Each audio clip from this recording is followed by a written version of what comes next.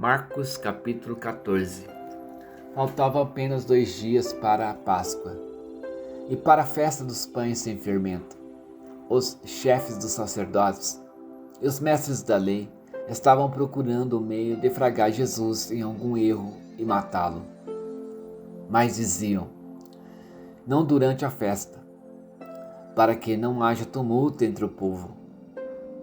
Estando Jesus em Betânia, reclinado à mesa na casa de um homem conhecido como Simão, o leproso, aproximou-se dele certa mulher com um frasco de alabastro, contendo um perfume muito caro, feito de nardo puro. Ela quebrou o frasco e derramou o perfume sobre a cabeça de Jesus. Alguns dos presentes começaram a dizer uns aos outros, indignados, porque este desperdício de perfume, ele poderia ser vendido por 300 denários e o dinheiro ser dado aos pobres. E eles a repreendiam severamente. Deixa-na em paz, disse Jesus. Por que a estão perturbando? Ela praticou uma boa ação para comigo, pois os pobres vocês sempre terão com vocês e poderão ajudá-los sempre que o desejarem. Mas a mim vocês nem sempre terão. Ela fez o que pode. Derramou perfume em meu corpo antecipadamente, preparando-o para o sepultamento. Eu asseguro que onde quer que o Evangelho for anunciado, em todo o mundo, também o que ela fez será contado em sua memória. Então Judas Iscariotes, um dos 12, dirigiu-se aos chefes dos sacerdotes, a fim deles entregar Jesus. A proposta muito os alegrou e lhe prometeram dinheiro. Assim, ele procurava uma oportunidade para entregá-lo. No primeiro dia da festa dos pães sem fermento, quando se costumava sacrificar o cordeiro pascual, os discípulos de Jesus lhe perguntaram: aonde queres que vamos e te preparemos a refeição da Páscoa? Então ele enviou 2 de seus discípulos, dizendo-lhes: entrem na cidade, e um homem carregando um pote de água virá ao encontro de vocês. Sigam-no e digam ao dono da casa em que ele entrar: o mestre pergunta: onde é o meu salão de hóspedes, no qual poderei comer a Páscoa com meus discípulos? Ele mostrará uma ampla sala no andar superior, mobiliada e pronta. Façam ali os preparativos para nós. Os discípulos se retiraram, entraram na cidade e encontraram tudo como Jesus lhes tinha dito, e prepararam a Páscoa. Ao anoitecer, Jesus chegou com os 12. Quando estavam comendo, reclinados à mesa, Jesus disse: digo que certamente um de vocês me trairá, alguém que está comendo comigo. Eles ficaram tristes e, um por um, lhe disseram: com certeza não sou eu.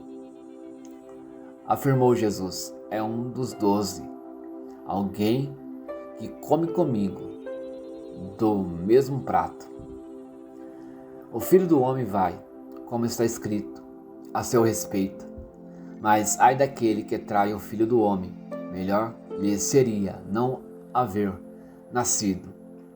Enquanto comiam, Jesus tomou o pão, deu graças, partiu e o deu aos seus discípulos, dizendo: tomem, isto é o meu corpo.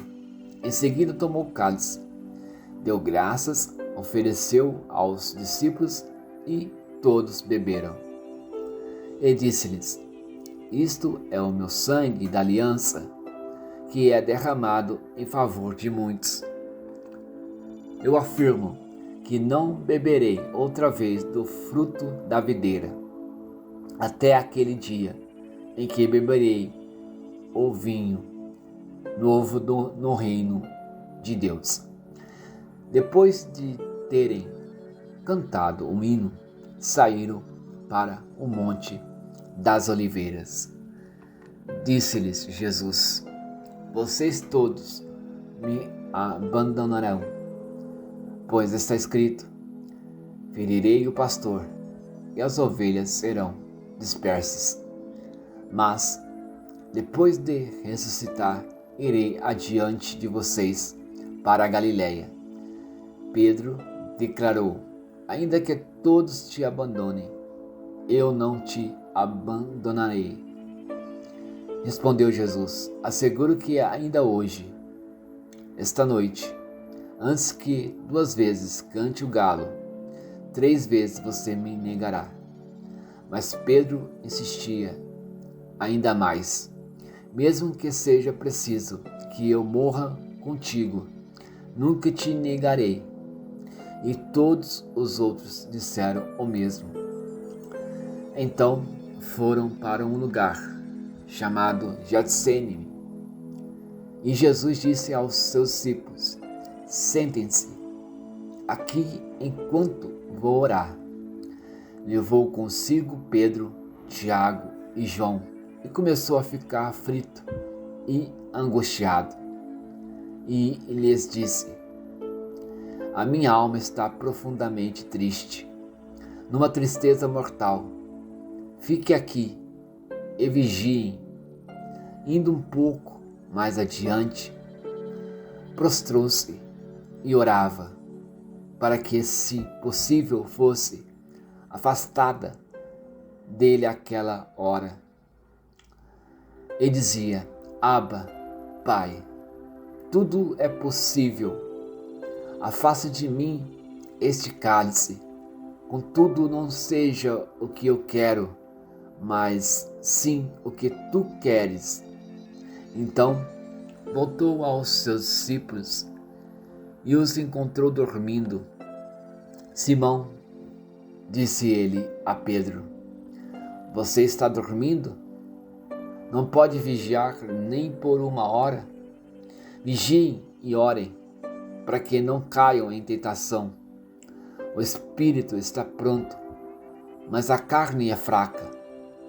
Mais uma vez ele se afastou e orou, repetindo as mesmas palavras. Quando voltou, de novo os encontrou dormindo, porque seus olhos estavam pesados. Eles não sabiam o que lhe dizer. Voltando pela 3ª vez, ele lhes disse: vocês ainda dormem e descansam.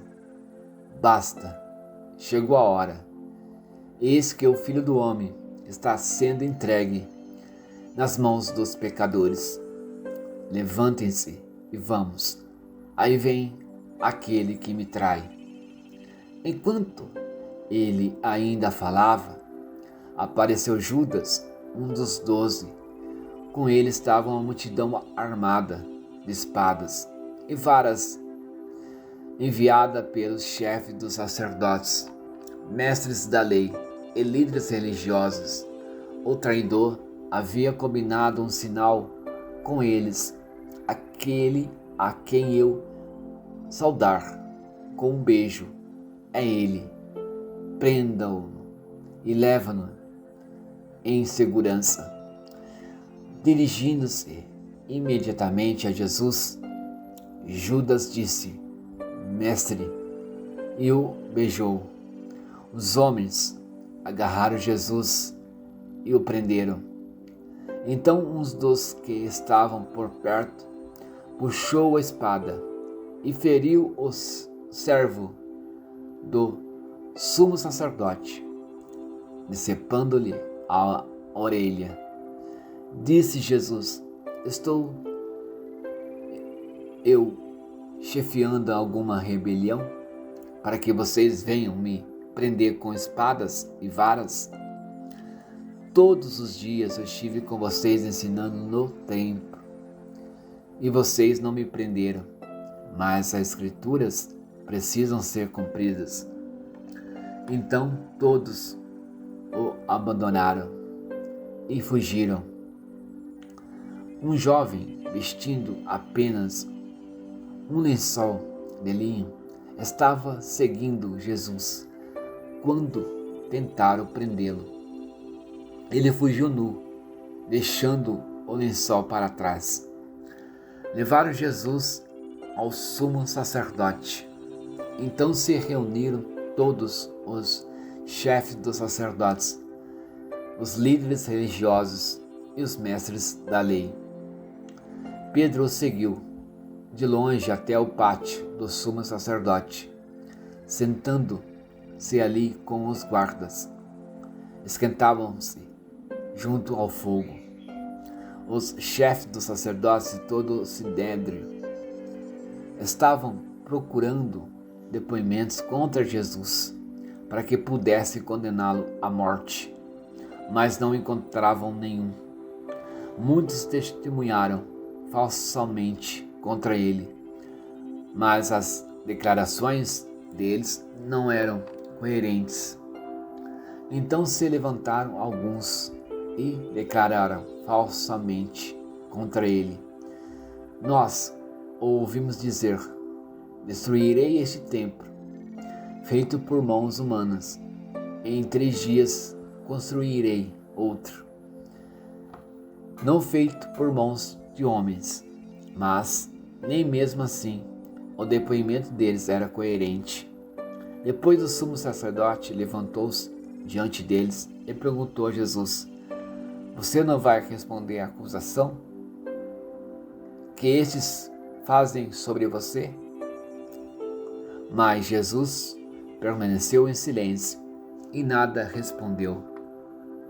Outra vez o sumo sacerdote lhe perguntou: você é o Cristo, o Filho do Deus bendito? Sou, disse Jesus, e vereis o Filho do Homem assentado à direita, poderoso, vindo com as nuvens do céu. O sumo sacerdote, rasgando as próprias vestes, perguntou: por que precisamos de mais testemunhas? Vocês ouviram a blasfêmia. Que acham? Todos o julgaram digno de morte. Então alguns começaram a cuspir nele, vendaram-lhe os olhos e, dando-lhe murros, diziam: profetize. E os guardas o levaram, dando-lhe tapas. Estando Pedro embaixo, no pátio, uma das criadas do sumo sacerdote passou por ali. Vendo Pedro aquecer-se, olhou bem para ele e disse: você também estava com Jesus, o Nazareno. Contudo ele o negou, dizendo: não o conheço, nem sei do que você está falando. E saiu para o alpendre. Quando a criada ouviu lá, disse novamente aos que estavam por perto: esse aí é um deles. De novo ele negou. Pouco tempo depois, os que estavam sentados ali perto disseram a Pedro: certamente você é um deles. Você é galileu? Ele começou a se amaldiçoar e a jurar: não conheço o homem de quem vocês estão falando. E logo o galo cantou pela segunda vez. Então Pedro se lembrou da palavra que Jesus lhe tinha dito antes que 2 vezes cante o galo, você me negará 3 vezes, e se pôs a chorar.